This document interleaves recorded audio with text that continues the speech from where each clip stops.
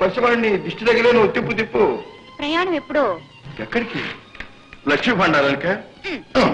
అది నీకెందుకు? ప్రయాణం కావటానికి. అక్కడికి నువ్వెందుకు అని. మీ సేవకు. నువ్వు ఉండవలసింది అంతఃపురం. మీరు వెళ్ళేది పురంధర రాజ్యానికి కావచ్చు. అక్కడ హేమమాలినుంది. ఉండవచ్చు. ఆమె మహారాణే, మంత్రగత్తె. మహారాణే, ఇంకా పెళ్లి కాలేదు, వయస్సులో ఉంది. అయితే వరిస్తుందంటావా? హేమమాలిని అందమంటే మీరేమోని అనుకుంటున్నారు, ముందు నిలిచిందంటే మీరు కరిగిపోతారు.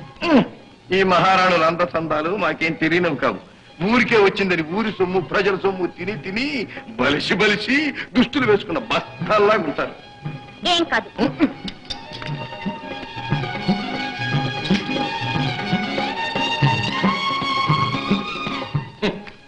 మహారాణి నడిస్తే కొండ కదిలినట్టుంటుంది.